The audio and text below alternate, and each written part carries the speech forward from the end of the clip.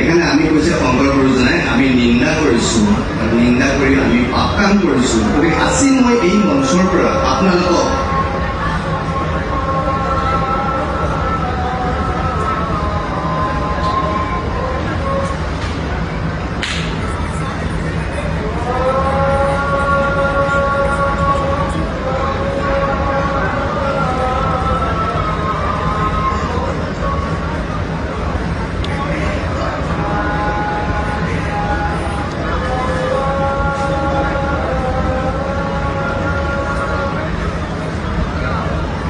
মোৰ কাৰণে সৌভাগ্যৰ বিষয় যে আজি শিৱসাগৰৰ মঞ্চত মই দেৱাদিদেৱ মহাদেৱৰ যে দেশত ঈশ্বৰ শক্তি ঈশ্বৰ চেতনাৰ দ্বাৰা জাগ্ৰত হৈ কেনেকৈ আমি আগুৱাই যাব পাৰোঁ তাৰ ওপৰত মোৰ মনৰ অনুভৱ হৈ আছিলোঁ। আৰু সেই সময়তে এই শিৱসাগৰৰ শিৱদৌলৰ কাষতে থকা মছজিদত আল্লাহৰ গুণানুকীৰ্তন হৈছে।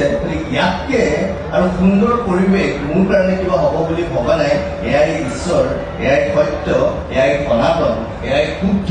গতিকে আজিৰ পৰা আমি ভাবোঁ সকলোৱে নিজৰ নিজৰ বিশ্বাসত, যদি মোৰ বিশ্বাসত যদি ভগৱান আছে বুলি মই ভাবিছোঁ, তেনেহ'লে আনৰ বিশ্বাসতো ভগৱান থাকিব পাৰিব। কাৰণ বিশ্বাস বোলাটো কথাটোৱেই আচলতে অন্ধ।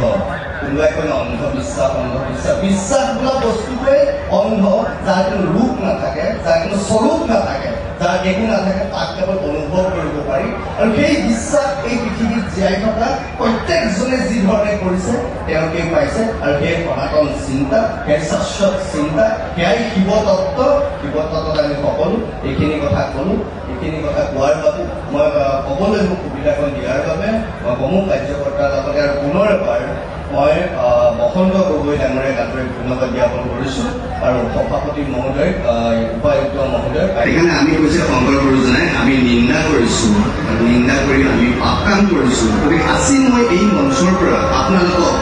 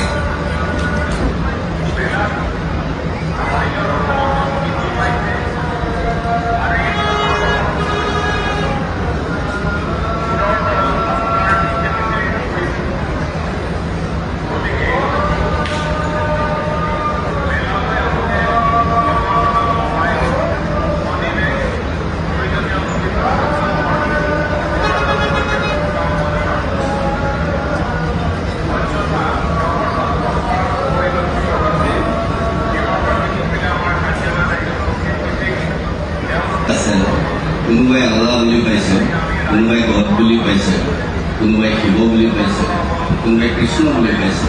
সকলো সত্তা যেতিয়া আমি কৈছোঁ যে ঈশ্বৰ সৰ্বশক্তিমান, ঈশ্বৰ সৰ্বব্যাপী, তেতিয়াহ'লে মোৰ ঈশ্বৰজন, আপোনাৰ ঈশ্বৰজন একেজন ঈশ্বৰ, হয়তো দেখাত বুজাত থকাত আমাৰ তাৰতম্য আছে কাৰণেই মানুহ মাত্ৰে আমাৰ ভুল হয় কাৰণে আমি ক'ৰবাত ঈশ্বৰৰ লগত যুদ্ধ কৰিব খোজোঁ। আচলতে যুদ্ধ আমাৰ ঈশ্বৰৰ লগত নাই। যুদ্ধবোৰ হয়তো ক'ৰবাত আমাৰ কেতিয়াবা নিজৰ ভাৱ ধাৰণাবোৰৰ মাজতেই আছে।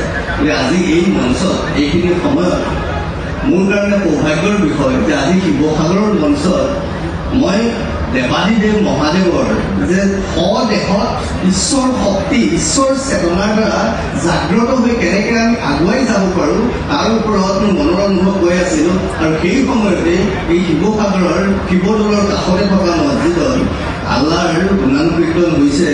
ইয়াতকৈ আৰু সুন্দৰ পৰিৱেশ মোৰ কাৰণে কিবা হ'ব বুলি ভবা নাই।